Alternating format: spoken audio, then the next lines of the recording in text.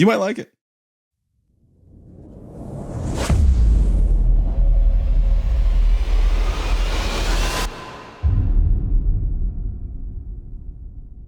This is the One Accord Podcast, and on today's episode, we're tackling Exodus chapters 21, 22, and 23 in our Biblical Theology project. And there are potentially some controversial things in here, so I'm excited to get into it. But first, let's go ahead and bring in the other members of our team. Here we got Greg, and we got Eric. Eric, how you doing today? I'm doing well, Joe, and it's good to be with you guys today. Good day or a good way to start off the week, and I'm looking forward to tackling these controversial, difficult verses. I'll be honest.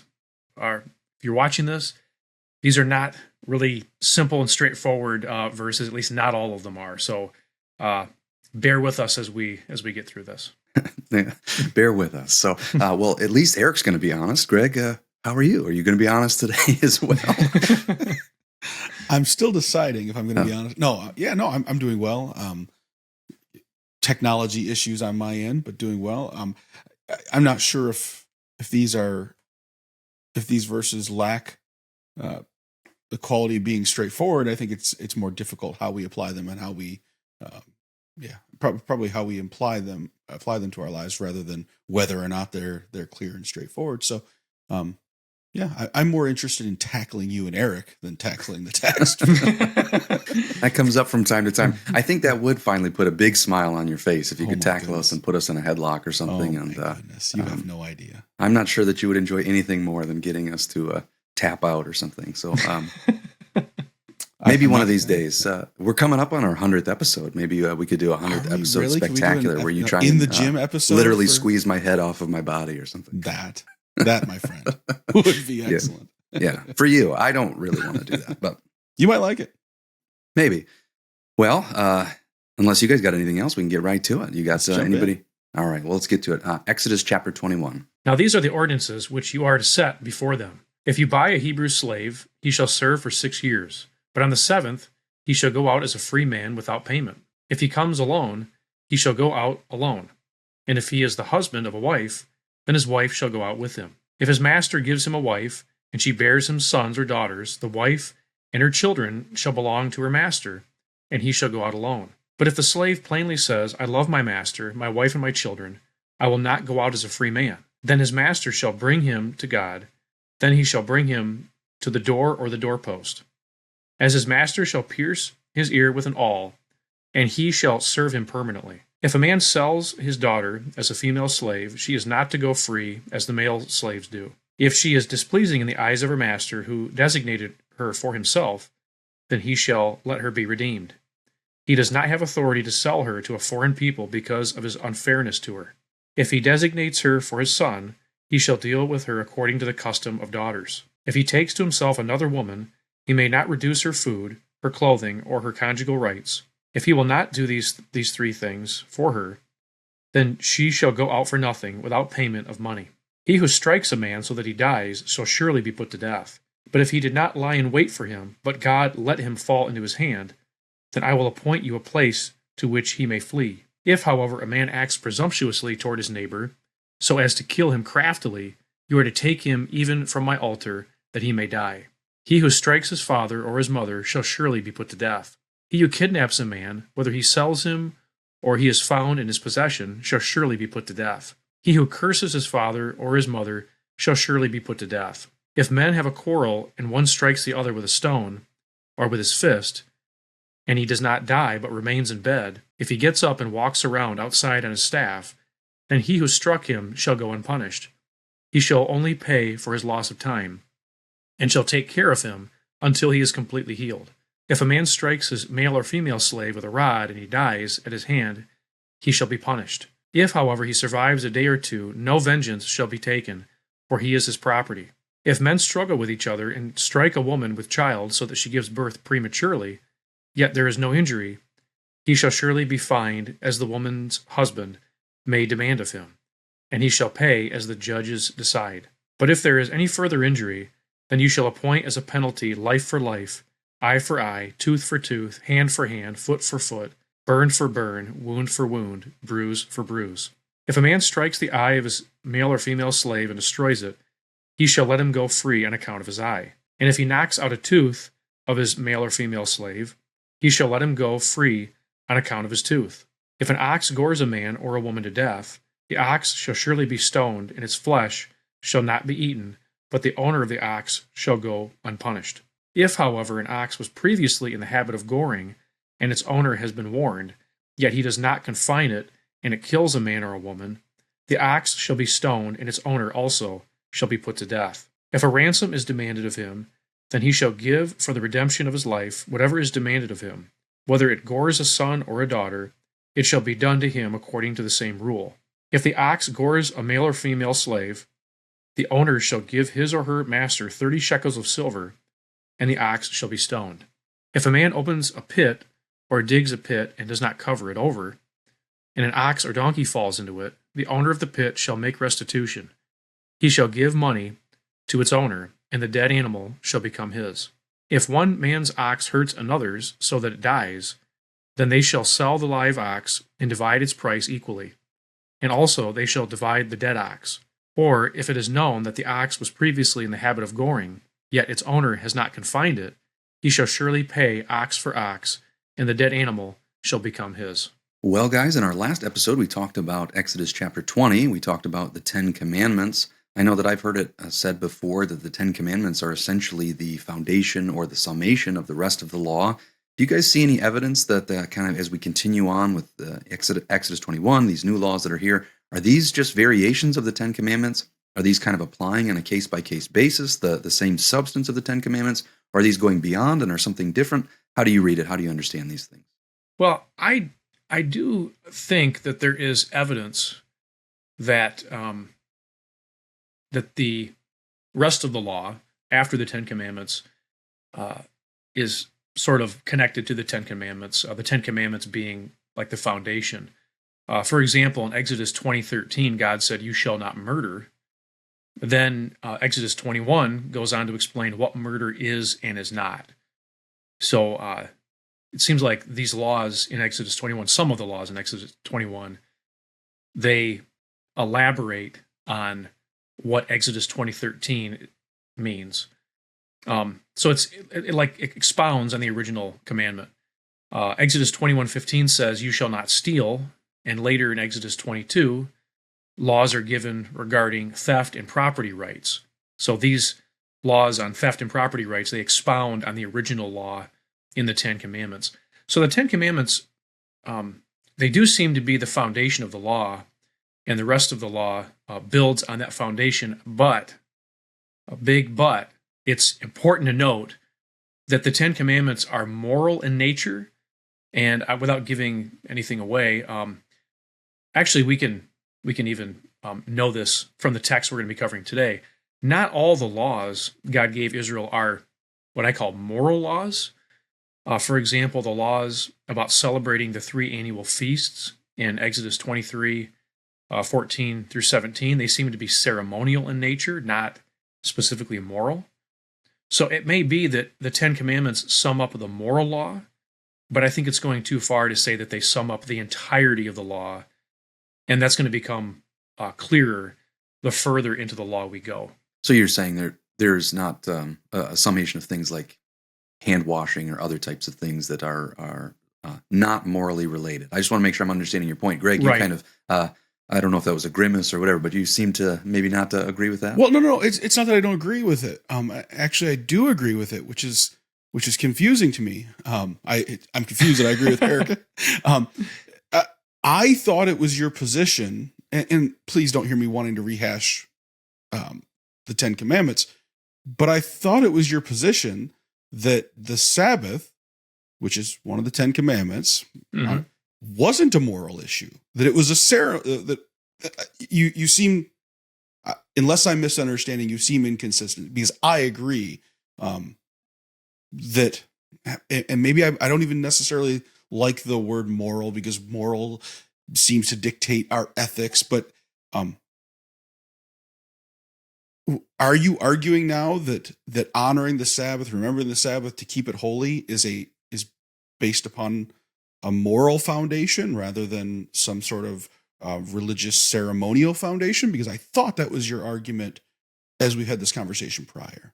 Well, my position is that the Sabbath, as Israel obeyed it, as Israel followed it, no longer applies. I don't believe the Sabbath applies to New Testament believers.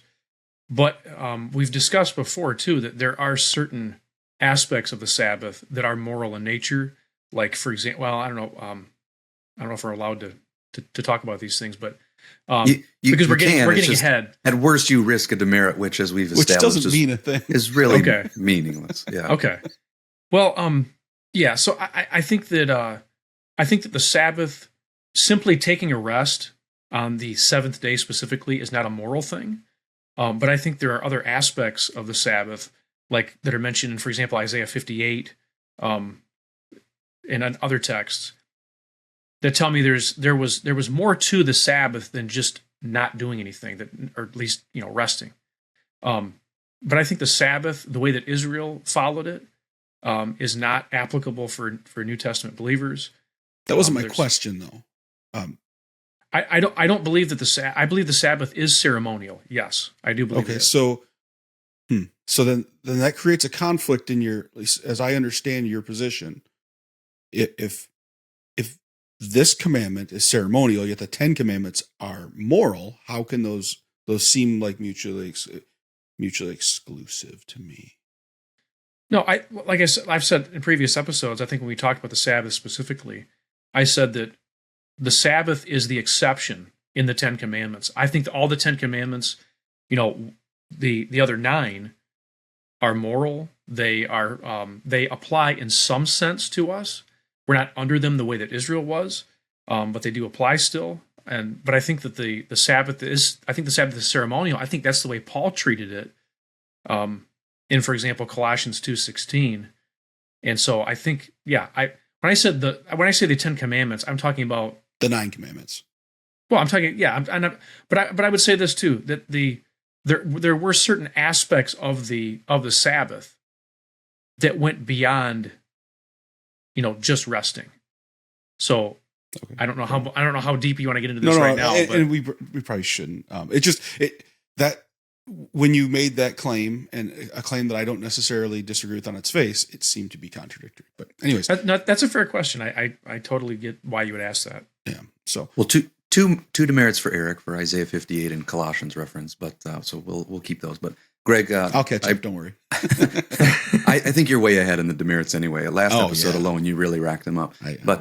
I appreciate that follow-up question. That's an interesting discussion. Do you have thoughts? I mean, how do you think about this? Do you think you said you kind of agree? So, I mean, do you have anything to add to the idea that the 10 Commandments are maybe a summation, or do you view it differently? Well, I mean, I want to keep in mind the language used here. The 10 Commandments are the words of the covenant. This is the establishment, the foundation of the law. And again, because I hold the view that all of these laws are in some way based upon the character and nature and goodness and righteousness of God, do I think that moving forward at every point that we find a statute, a rule, a commandment, a law, a testimony, that they directly tie obviously back to the 10 Commandments? I don't think we're going to see that. What I think we will see, and I'll go ahead and earn myself a demerit, is the second greatest commandment. Go ahead and love your neighbor as yourself. I think all of these are what's going to, when Jesus says love your neighbor as yourself, I think all of these, the things that we just read about, help to define and start to lay out a boundary about what it means to love our neighbor. That's fair. So 1 demerit for Greg, 2 for Eric so far. So anyway, interesting conversation so far. That does lead in, and I have a brief question, which I think you guys, it's kind of just a yes or no. Greg, you just said you think that the law, particularly the 10 Commandments, but I think you would say all of the law, reflects the goodness, the righteousness, and the character of God. Eric, I think you've said something similar before. I would say I do think that the law is something that is good and righteous. I think that carries through. Do you guys both affirm that, or would you disagree with that kind of as a starting point? Yeah, I think that every single law in the Torah has a God-ordained purpose. I think that, and again, we're gonna, without racking up a a huge pile of demerits. Don't tempt me. I think that every single law that God gave served a purpose. There wasn't any laws that God gave that he did it just to add an extra law to the list. But I think that Well, what he's leading you down a path right now, because we're going to talk about certain things that we're going to go, well, that's not for today. Well, if it was good and righteous and reflect God. Well, that's exactly why I'm choosing my words carefully now, because I know where we're going. And also, you guys both know, as we all understand, it's not just even unbelievers, but there's huge portions of Christianity that want to get rid of the law and they want to treat it as dirty and yucky and icky, and almost forget about it. And so certainly if we affirm that there is a good reason that God had these laws, that it actually comes not from a place of, backward old ancient culture that was, toxic in its, patriarchal masculinity or its, ridiculous, like all the buzzwords that you hear. But if we affirm that, no, the law is something that God did, he gave it for a reason, there's a purpose behind it. And maybe that purpose wasn't even intended to be forever. Again, we all know that the law was the shadow of a substance that was to come, but it served a good purpose in that. God wasn't doing something to them that was harmful. It was good. And as I imagine, if that's true, we'll see other biblical authors, especially in the Old Testament, that will have positive things to say about the law, that they won't talk about the law like many modern believers do, going, oh, God, why this awful, terrible, abusive, so oppressive, oppressive law? And so if we agree with that, getting into the next verses in particular, verses 1 through 11, for example, talking about slavery, that's a thing that people go, see, I could never believe in a God that's pro-slavery. The Bible's pro-slavery. Look, here's regulations about slavery. Here is a perfect opportunity for God and his righteousness to say no slaves, period. And yet here's obligations about how to treat slaves and things like that. So, how do you navigate some of these things, or how would you explain to somebody who's raising that objection, whether it's a Christian or somebody that's, not a believer who thinks that belief in this, they would call a wicked, an unrighteous, unjust God because he's, regulating slavery. Verses 1 through 11, talk about slavery. Was it different than American slavery? Is this good and right? How do you, we got to start getting into these more thorny issues now. So how would you navigate an issue like this? Let me say first, I just want to go back to what we were talking about earlier. Yeah, my point was going to be that even though some laws were not meant to last forever, that doesn't mean they weren't good, and it doesn't mean they didn't serve the purpose that God intended at the time. And I think slavery is actually an example of that. So it's important to notice that there are different kinds of slavery. So when a 21st century American thinks of slavery, what do they think of? Well, they think of the only kind of slavery they're aware of, which is American slavery that happened in the past. And so they sort of assume that all slavery at all times had to be exactly like slavery that took place in America. That's just simply not the case. Let me just point out a few things about Hebrew slavery. And the first thing to notice is that Hebrew slavery was intended to be temporary. That is, unless the slave didn't want to go free, which was also something that happened. Sometimes slaves wanted to be permanent slaves, and they didn't want to go free. But when they were Hebrews, right? Like we yes, we haven't dealt with anything yet about slaves who aren't Hebrews and their rights. This chapter is dealing with Hebrew slavery specifically. Yeah. So the first thing, Hebrew slavery. Yeah. So the first thing to notice is that Hebrew slavery was temporary. It was intended to be temporary. So in verse 2, he says, if you buy a Hebrew slave, he shall serve for 6 years, but on the 7th he shall go out as a free man without payment. Hebrews could become slaves for different reasons. One way that a Hebrew could become a slave is if they committed a crime. And if you look at Exodus 22, verse 3, it says, this is about a thief, but if the sun has risen on him, there will be blood guiltiness on his account. He shall surely make restitution. If he owns nothing, then he shall be sold for his theft. So earlier in Exodus 21, it doesn't explain, at least not explicitly, why someone might become a slave. We read that in other texts. This is one example, not the only one, but someone could become a slave as a punishment for a crime. It's also possible that someone could become a slave if they fell into debt. And we got to remember, we're dealing with cultures that were thousands of years removed from. Back in that day, if someone became a slave to debt, then what that person could do is they could sell themselves into slavery to pay off the debt. They could work to pay that debt off, rather than just be stuck in this situation where they had this debt that they could never pay off. So this was a way to get back on your feet.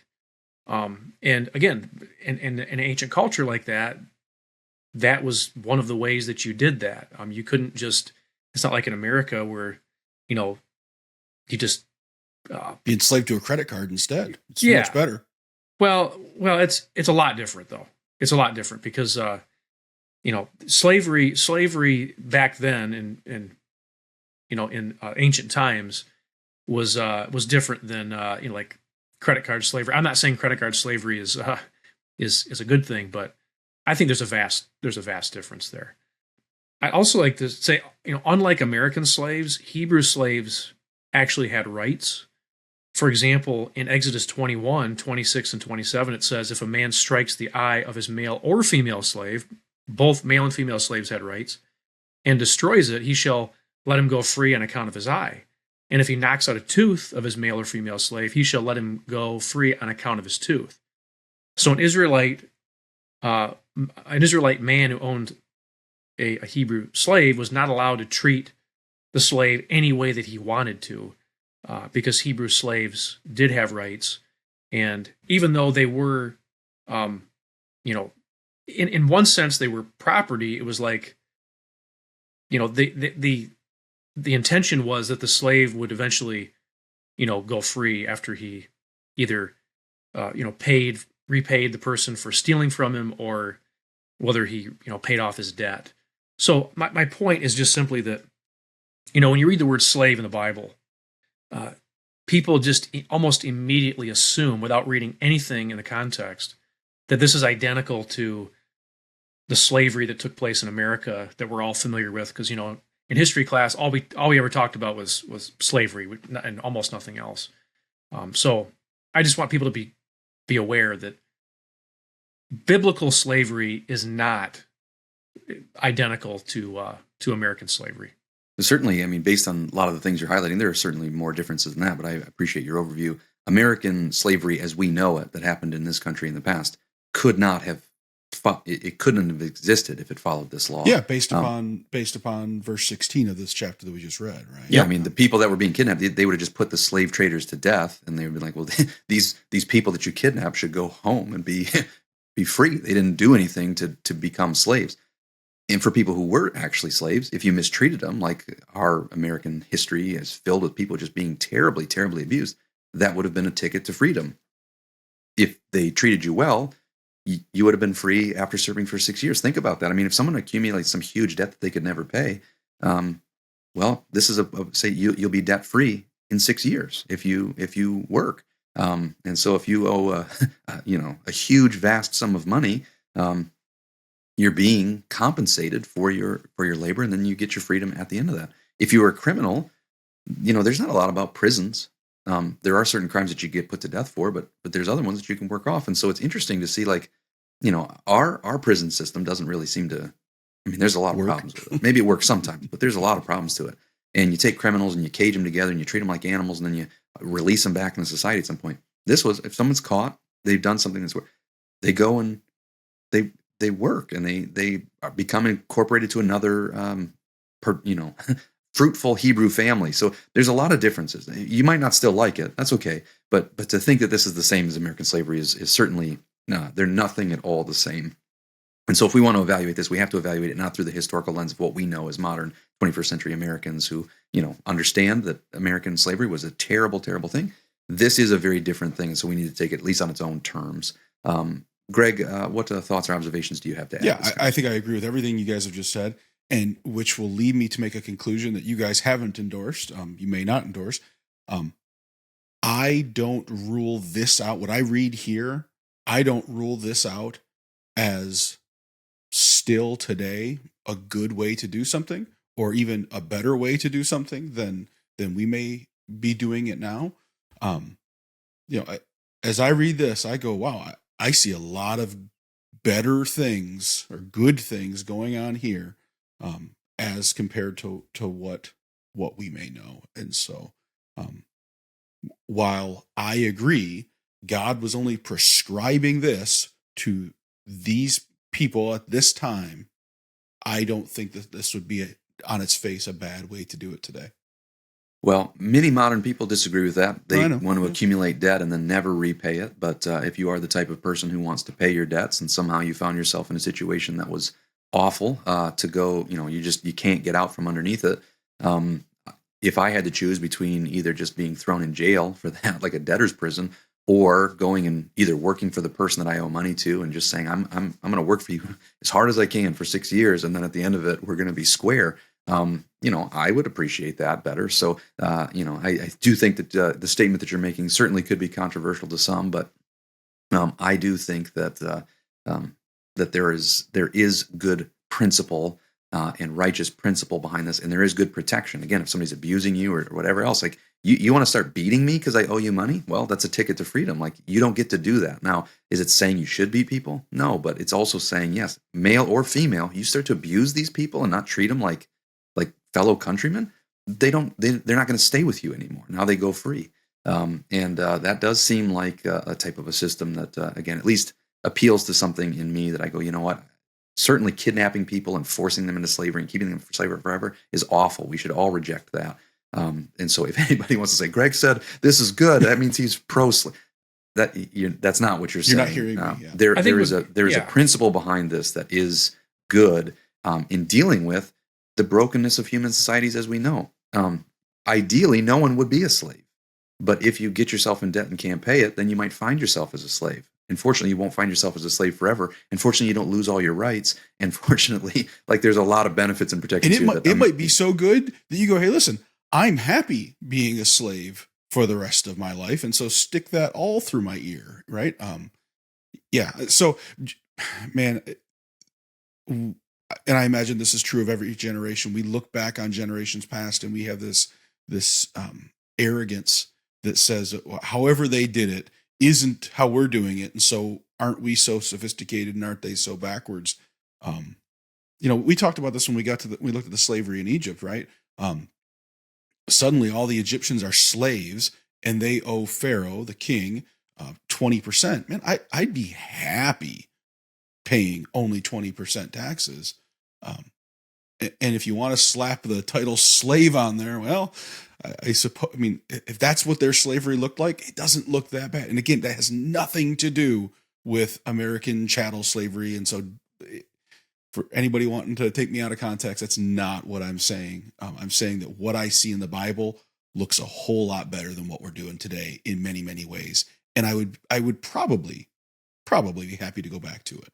It is really funny to think about that, like a flat 20% tax. You still live in your home and work your land or whatever, and you're like, yeah, that's not so bad actually. But Eric, what were you going to say? Yeah, I think what you're saying, Greg, is that you're not talking about having people chained up in your basement, but you're talking about that's where my kids are at. Right? Yeah, you got kids for that. Yeah.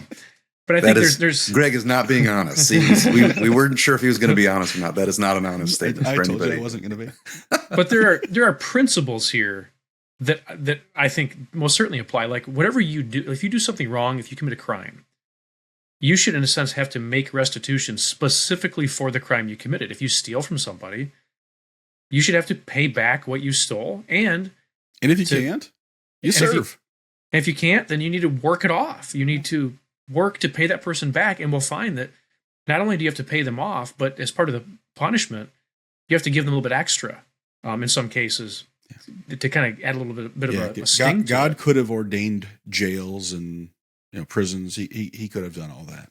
Well, we think we're more humane, but we literally do cage people like animals and lock them away. And if they commit, like, let's say someone robs you, and then they're found guilty, they don't serve you. Yeah. They're repaying society is being locked in a cage somewhere, probably being radicalized to be a more violent. Maybe criminal. Yeah, they're worse off in some cases. Yeah. Prisons are not a place that you want to be, and so to think that you could potentially pay for your crimes by actually either serving the person who you wronged, or if they sold you to someone else, that you could serve in someone else's household that was a productive member of society.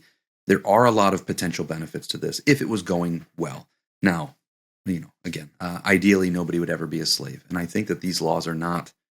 Ideally nobody would ever steal, but if you steal, here's a law, here's a thing to try and deal with that. So for the sake of time, let's move on. But interesting conversation so far. I don't want to move on from this whole passage though, because there is something near the end of it that is related to this, but that we didn't really get into. We seem like we got earlier on in Genesis, for example, a pattern that there's one man and one woman. We talked about that before with some of the polygamy that we've seen before, and what God's standard is. But here now, again, we have law that seems to indicate something about, if someone takes another person that they have conjugal rights with, that they're not to change conjugal rights. And, however, Greg, we'll start with you this time. What do you, is this deviating from that pattern that we've seen before? Does this change some of the conversation that we've had? Is there something to those who would say that polyamorous relationships or polygamy is actually lawful, or is there something else going on here? How do you, again, understand these parts, particularly verses like 7 through 11? Yeah, no, I mean, these are definitely difficult. And to be fair, I asked the question, so I don't know that I have a good answer for it. As I read this text, this is speaking of a man selling his daughter to a master, to someone else, and this master can designate this girl, this woman, for himself or for his son. If at some point he becomes displeased with this woman, it appears he's allowed to take someone else, take another woman, but he can't reduce the first woman's food, clothing, or conjugal rights. And so this seems to be some prescription for how to do polyamory in a way that apparently God is providing for, which definitely seems odd to me, unless I'm reading this totally wrong. It's going to be really hard to answer this without getting into merit. As a matter of fact, I don't think it can be done. I set you up for that. So you did. I knew it was coming. I'll just say this: I don't need to make reference to the specific verse, but as we read ahead, especially as we read the later in the Old Testament and also in the New Testament, specifically in the New Testament, though, my belief is that, and we've kind of already said this, that certain laws existed to accommodate the kind of heart that people had at this time. People in this time, their circumstances were very different than ours. Their hearts, we learn, were a lot harder at this time, probably from the culture, from the circumstances they were in, perhaps. But I think that God made certain accommodations for these people, knowing their hearts, knowing where they were at, and some of these things were not intended, to be practiced, for the rest of eternity. Actually, an example just popped up in my mind as I was talking about it. But again, this is going to be another demerit. Well, let's go back to Genesis 2. We talked about Genesis 2, and Genesis 2, the language in that verse makes it sound very, very much like God intended for one man and one woman to be, in a relationship together forever. That is our classical defensive text. I agree. Yes. Yeah. Now, then the fall of man happened. Okay. So the question is, does the law of God in these verses, does it reflect the ideal for mankind, that in other words, is this meant for mankind to be to obey forever, and is this meant to be like, are all these practices meant to be done without ever changing anything for the rest of eternity? I don't think so. I think some of these things, some of the laws, were meant to accommodate the fallen nature, the fallen condition of man, even God's own people. So marriage, I think, ideally was meant to be between one man and one woman, and they become one flesh. And the language strongly suggests that it was only supposed to be these two and nobody else. I'm trying not to get demerits here. I'm trying to choose my words so carefully. So my personal belief is, and we'll get to the verses when we get to the verses. I do not believe that the law, Genesis through Deuteronomy, was meant to be the ideal for man for all of eternity. I think as we read the rest of Scripture, we're going to find that that's just simply not the case, and there are better things ahead. So Yeah. I guess I'll just leave it at that. I know that's a really vague answer. There's so many texts that I want to quote, but the problem is they're in later chapters, so I don't want to rack up a whole bunch of demerits today. I definitely agree that the ultimate design for man and women is one man, one wife. Now we will, and I'm just going to go ahead and take the demerits. I don't care.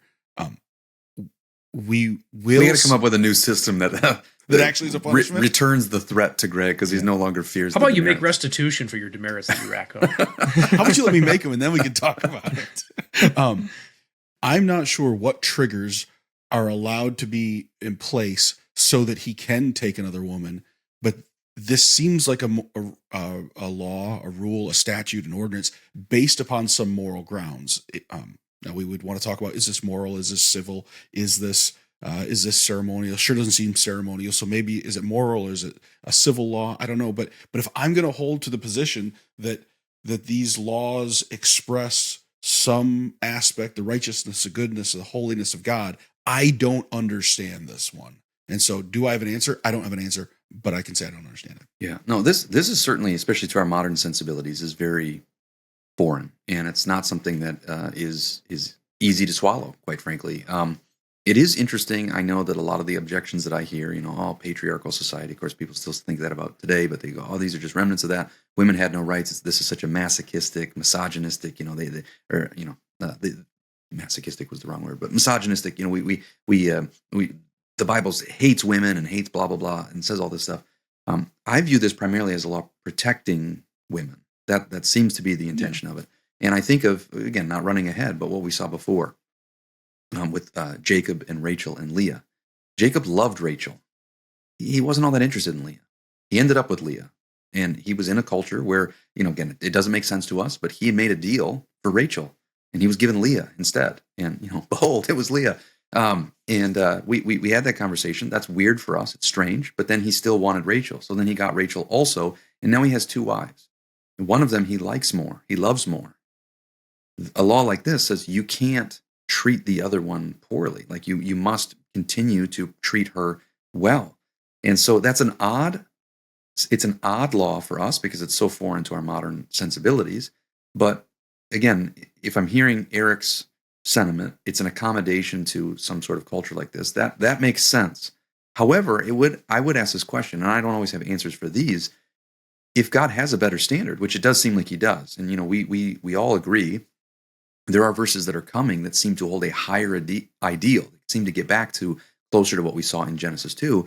God had no problem in some of the other laws just saying, you shall not do these things. Yeah. Why didn't he say, you can't do this? Why didn't he outright forbid these things? Why make an accommodation to this aspect of culture and not accommodate to something else, saying like, well, I know you guys are going to covet, so when you covet, just make sure you don't go too far. Or, I know you guys are going to kill, but, don't kill more than 3 people. Or I know you're going to steal, but just don't steal more, than like leave some of the donkeys for your neighbor or something. Don't just steal all of them. Like, why make an accommodation here? I agree. When he doesn't make accommodations other places? That, I think, is what makes this so difficult, at least for me. Yeah, no, I completely, and that, maybe that's getting to the heart of my question. Why didn't he just say, if you as a master buy a female slave and you decide to designate her for yourself, tough luck. You made your choice.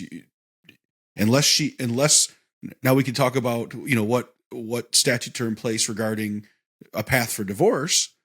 But if she's displeasing to you, if in your eyes she's no longer pleasing, that doesn't give you the right to find another woman that is more pleasing to you. I don't understand what. Yeah, that gets to the heart of my question. Well, I guess another question is, we were talking about marriage, and in Genesis 2:24, I think it describes the ideal. The question, though, is, and I want to be very careful how I say this, is a deviation from the ideal always totally forbidden?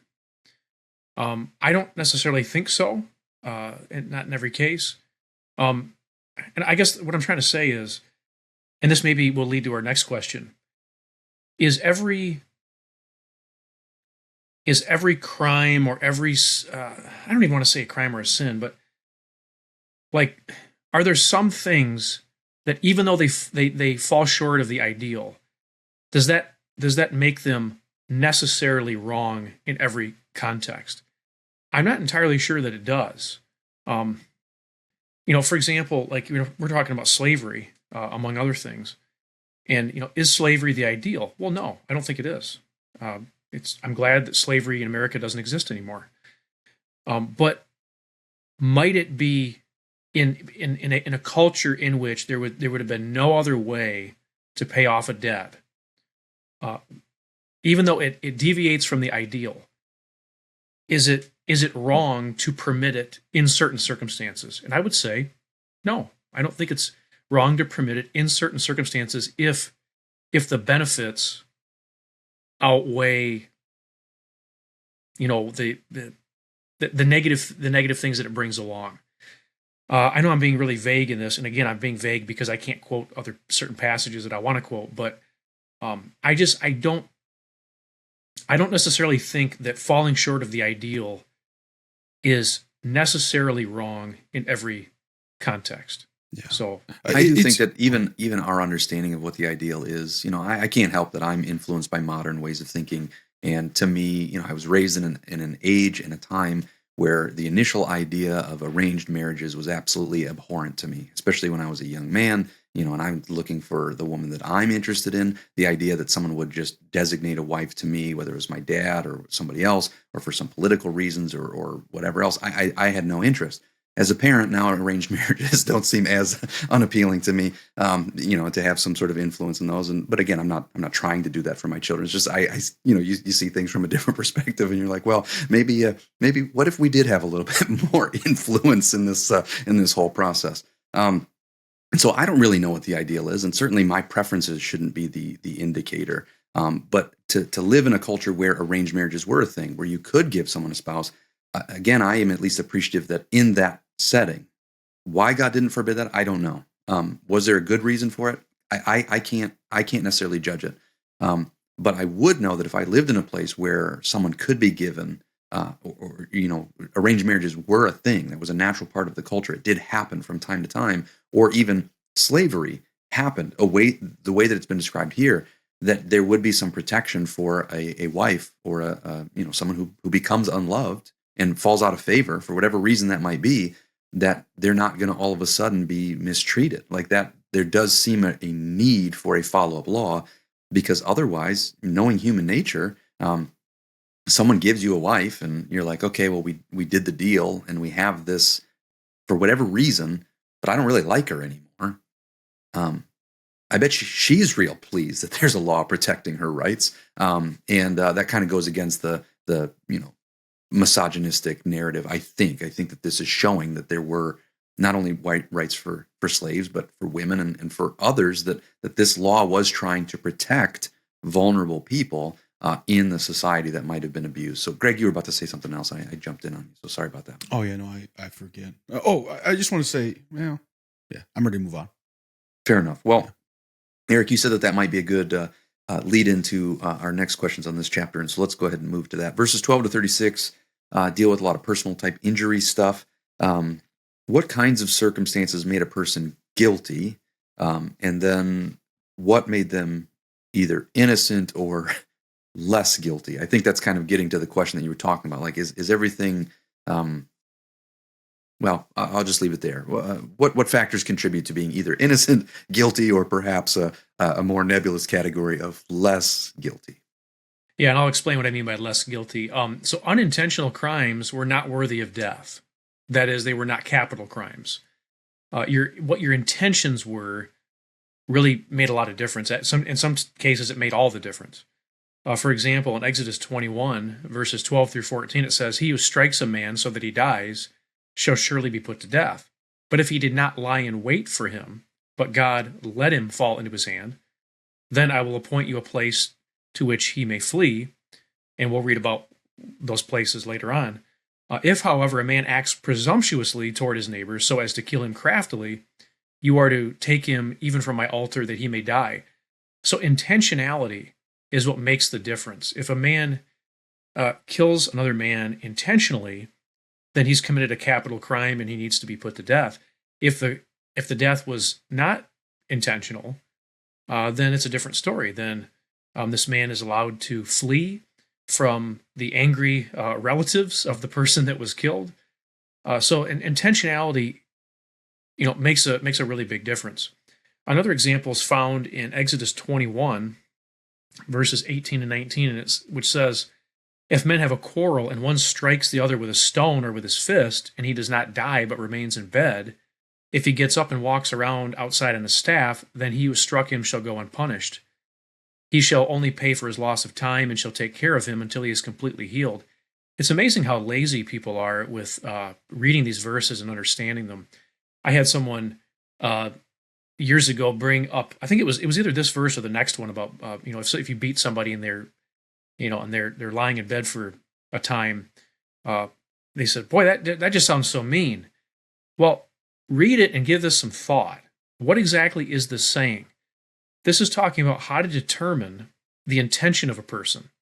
So the fact that the injured man was able to heal from his wounds was proof that the attacker did not intend to murder him, because if there was an intention to murder, then the attacker would have just finished the guy off, and he wouldn't have let him lay in bed and heal from the attack. So it's just, people they need to read these things and just really think about what it's saying. The same thing with a slave.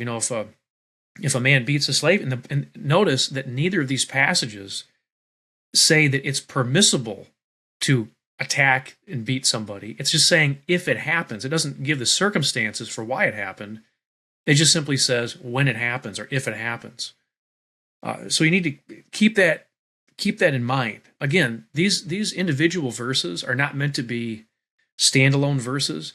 If you read the law, if you study the law, what you find is that you can't understand individual aspects of the law unless you know the law as a whole.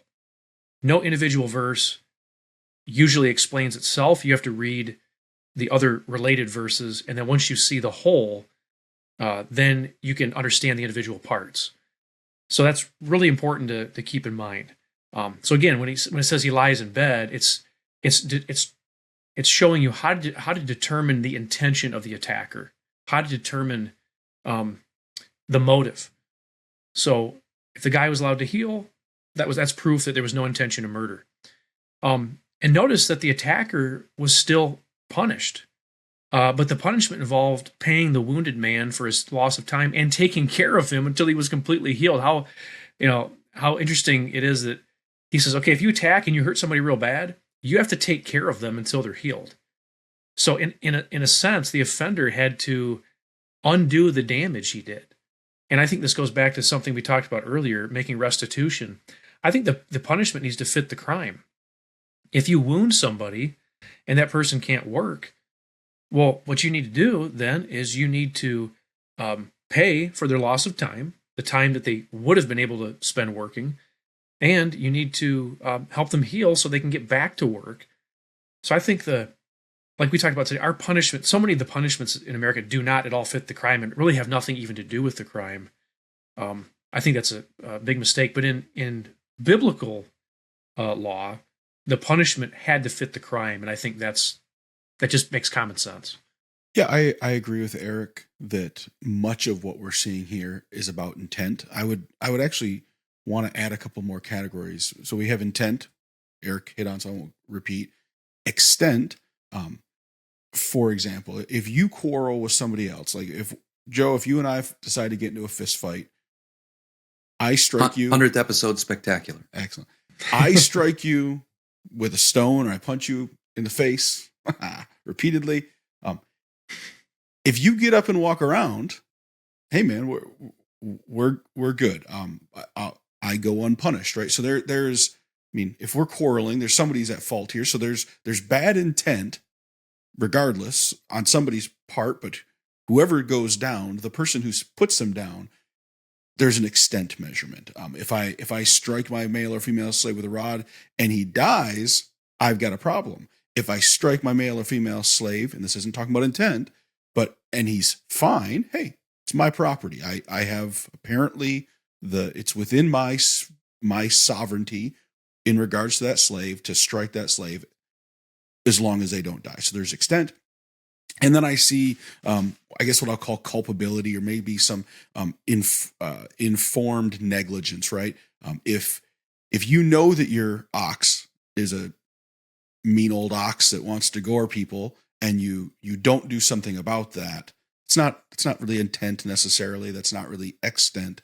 But you knew better. You should have prevented this. This is on you. And so I would create three categories for my here: intent, extent, and culpability. I want to follow up on just one thing that you said, though. When you said that if a man beats his slave, it's okay because he was his property. I would be just cautious with that. Well, let me just read verses 20. Go ahead. 20 and 21. If a man strikes his male or female slave with a rod and he dies at his hand, he shall be punished. Mm-hmm. If, however, he survives a day or two, no vengeance shall be taken, for he is his property. Now, if I'm misinterpreting that, go ahead and tell me how. I think intent is entirely what's meant here, because when he says if he survives a day or two, that proves that the master did not intend to kill him. And here's how you know, because if he intended to kill him, he just would have done it. So you're saying that you're saying that if the master beat him to death without intending to kill him, there would be no vengeance required? There would be no punishment required? No, if he beat him to death, then the intent was to kill him. It's assumed that he intended to kill him. I'm going by what the text. So I believe that's why he's punished, because intent was proved. Hold on. I'm reading what the text says. You're saying it must mean that he had this intent to kill him.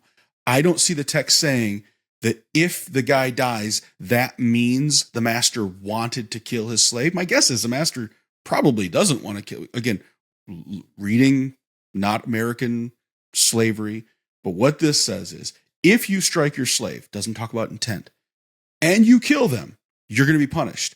If you strike them and you don't kill them, no problem. There's no vengeance. That person's their slave. Okay, but here's you're assuming intent. If you take those two verses together, what it's saying is, if the guy kills his slave, he's punished. If he beats the slave and the guy survives a day or two, the fact that he survives a day or two shows that he didn't intend to kill him. Because if he intended to kill him, he would have just done so. But, you see? But yeah, I agree with you there. But what you've said, you've gone on to say, if he beats him and he does die, that proves an intent to kill him. Well, how else could you know? Because Eric, let's say you're my slave and I smack you once in the stomach and then once in the head, you don't prove and then you drop dead. You can't say that because I struck you in the head, I wanted to kill you. I did kill you, but you don't. I only hit you twice, and maybe I was swinging for your shoulder and I missed and hit your head. I still killed you. You aren't proving intent there. You've proven. I agree that I've done it, but this doesn't. Because he died doesn't prove I wanted him to die. proves he did die. Well, I suppose, of course, it is possible. It's possible that a person might kill somebody else and not intend to. I grant that. But the question is, are these verses trying to establish intent? And that's where I just disagree. Like you've said that every one of these verses is about intent. I'm saying it's about intent or extent or about culpability. I think all those are true. Okay, but I don't think that verses 20 and 21 are proving intent. I think it's talking about extent, but we can disagree. I think Eric's point is interesting. If you have access to someone that you tried to kill, but they're still surviving, they're kind of limping along, obviously you could finish the job if you wanted to. But Greg, I think you're also making a fair point that accidentally, sometimes we can do things that we don't want. And it seems like we'll see some other places in the law where if something, you do something and then accidentally, I've heard stories, of farmers accidentally killing somebody that they're doing dangerous work, and they didn't intend to kill somebody, but the person died. And so they don't bear the same type of culpability as someone who intended to kill somebody. And so I don't know that the extent or the result of an action can always prove the intention, but Eric, I think that at least the example you're giving, there are, certainly if you had a slave in your house who's laying up in bed and they don't die, like if you intend to kill them, it'd be they're a sitting duck, like you of course could get them. And so the fact that they survived shows your intent wasn't to kill. But I think Greg's approaching it from a different direction, saying just because they died doesn't mean that you intended to. That you could have accidentally killed somebody to which you're still culpable, but not to the same degree. And that was covered even a little bit earlier, about someone who kills someone, verse 13. Someone did die, but they had a place that they could flee. They weren't to be put to death. So there wasn't a premeditation to it. They weren't lying in wait trying to kill this person. It's just something more of a crime of passion by our language. Yeah, I like the way you put it. That they can flee to. Surviving proves the intent wasn't to kill. Which I think is what Eric's Yes, point was. I agree with that. That's the point I'm making. Dying doesn't improve the intent to kill. I think in some cases that I would agree with that anyway. So maybe Eric still doesn't. But no, I think that's true. I think the point is just when it says he survives a day or two, right there, it tells you, okay, there was not the intention to kill, because if he did, he would not let that guy lay there and heal for that amount of time. I agree, but it's interesting. Well, I've made my point. I don't need to make it again.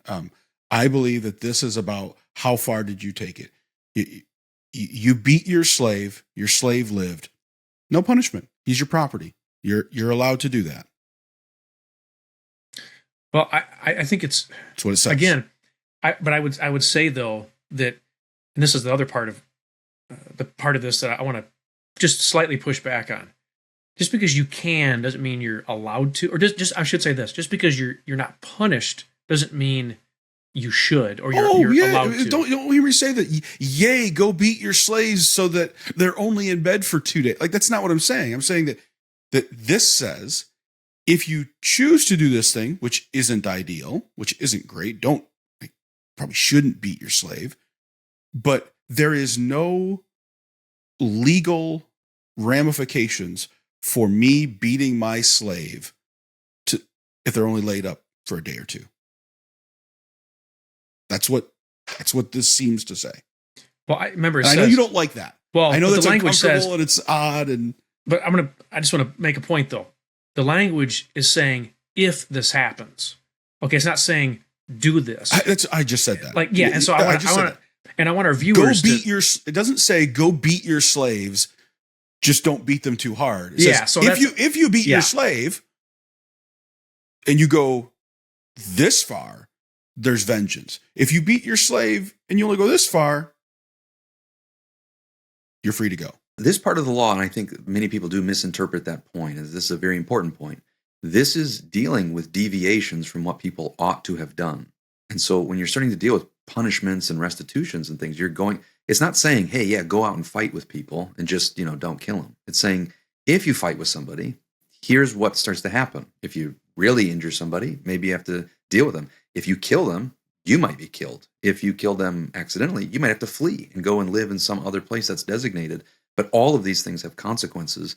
And so, we live in a society that has laws, and there's certain things you say, don't do this. Don't drive through a red light.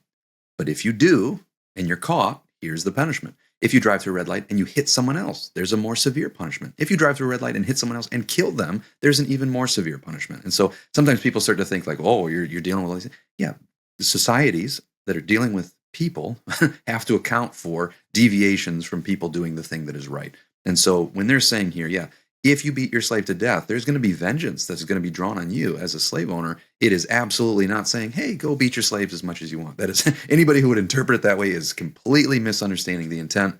And again, these verses like this are showing that even in this culture, this form of slavery, there were some significant rights for a slave, that this should be a deterrent from being treated poorly.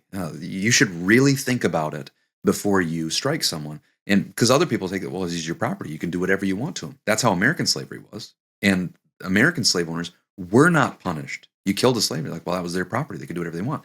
This is saying something different. Well, yes, they are your property, but if you kill them, there's going to be a price to pay, in fact. And so, again, very different statements and very easily can be misinterpreted. And I think you're both at least agreeing on that point. Nobody's saying you should do these things. Nobody's saying you should beat your slaves. Nobody's saying you should get into fights with people. But these are dealing with consequences. Eric, you had mentioned something that I think a lot of at least people have talked about before. The kind of the nature of the punishment fitting the crime. That will lead into our last question. A lot of times Christians, say sin is sin, but we're seeing through the law there are different penalties for different types of sins. There are different penalties for different types of breakings of the law. Does that kind of throw that idea out? And then also, this idea of like the eye for an eye, tooth for a tooth. A lot of people talk about that. They think it's brutal, but that seems to make sure that, okay, we're not punishing people too leniently. You do something, even accidentally, that's a serious consequence. You have to deal with that. There's repercussions for that. So your intent doesn't necessarily matter. The effect does matter. What you did to someone, you have to think about that. Be careful. If you're walking down the street spinning a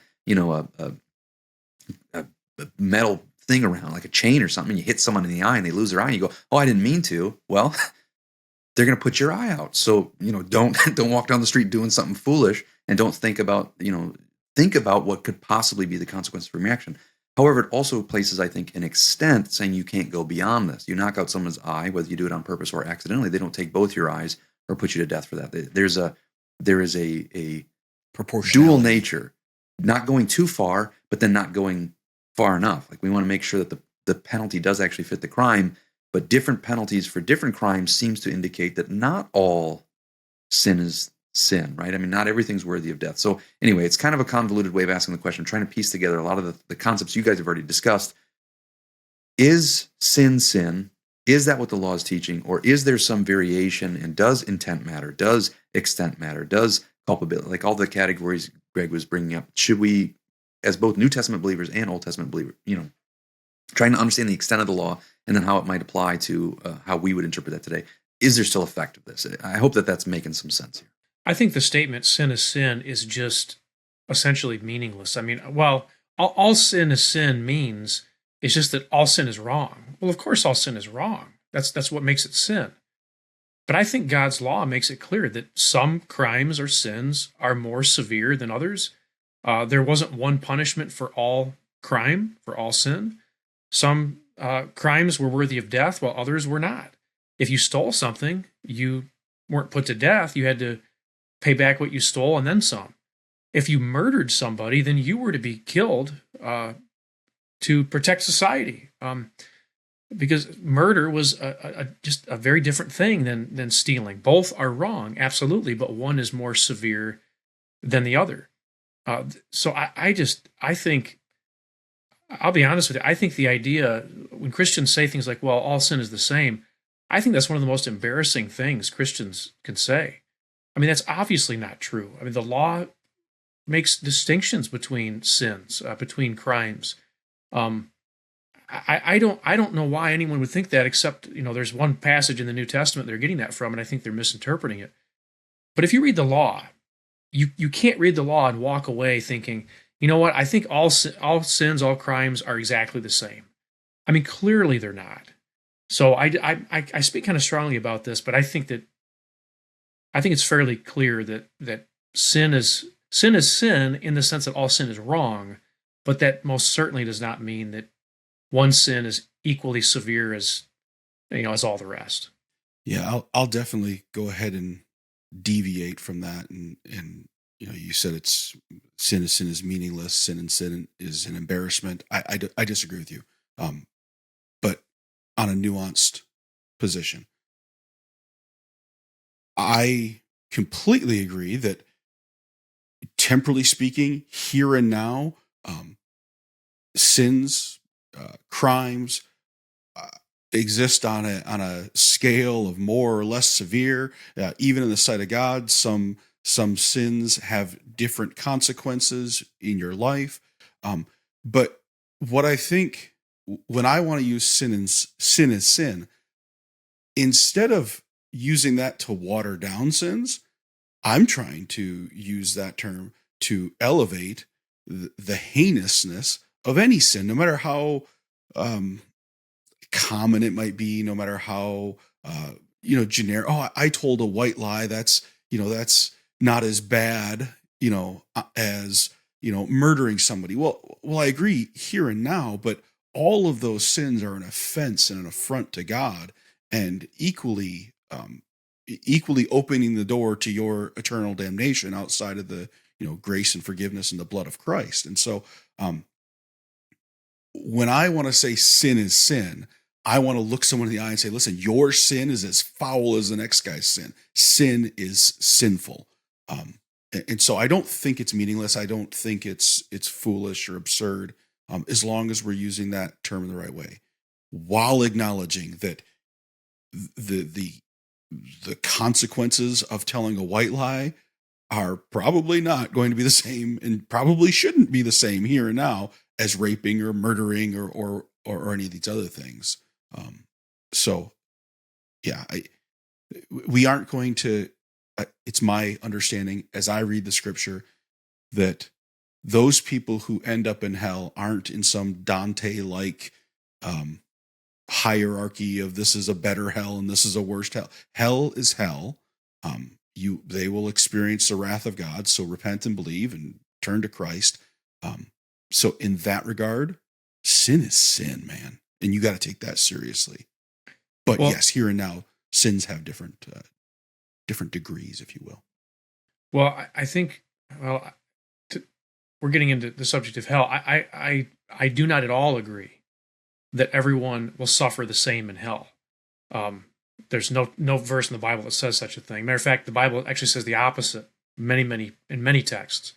I can probably quote a dozen where the scriptures either explicitly or implicitly say that there's going to be varying degrees of suffering in hell depending on what sins a person committed in this life. It's going to be based on the evil that they've done in this life, because not everyone has done the same amount of evil. Not everyone's going to be punished the same. If a person suffers the same as Hitler, and they're not guilty of the Holocaust. I mean, there's something's going on there that's wrong. Not everyone's going to suffer like Hitler. So you do see a Dante-like structure, the 7th level and the 4th level, where. Well, I don't know about levels. I think that there are varying degrees of suffering in hell, which the Bible says, which the New Testament says over and over and over again. So I think based on that, and now it's true. I agree with you on some of the things you said, because you said, all sin makes you worthy of the wrath of God. I don't argue with that. We've all of us have committed sins. We're all guilty before God in one way or another. But to say that, someone, pick anybody out of a crowd, that person is going to suffer the same as Hitler. I mean, that's outrageous. That's completely outrageous. And the New Testament and the Old Testament nowhere, I think, lends any support to that. Yeah, be interested to see when we get to those verses.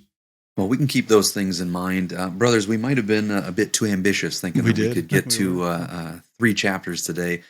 So I think I'm going to call it here, and we're going to go ahead and end our episode, and we will plan to talk about at least Exodus 22 next time, but maybe Exodus 22 and 23. I know that we were prepared to have those conversations, but we had a little bit more conversation about Exodus 21 than at least I was anticipating. So I'll take the blame for that. I didn't maybe rein us in, but I appreciate the conversation. If you're still watching this, you've heard what we think. Go ahead and let us know in the comments below. Even the fact that we did spend as long as time as we did discussing these things, there's still a lot more that could have been talked about. A lot of interesting verses in here, so go ahead and leave your comments down below, and we'd love to interact, at least read those and possibly interact with those and see your perspective. And again, we would ask that if you liked the episode, think about clicking that thumbs up button. If you're not yet subscribed, go ahead and click the subscribe button and hit that notification bell so that you won't miss any of our future episodes. And we appreciate you studying through the Bible with us. And so until we see you again, get equipped, obey your King, and glorify your God.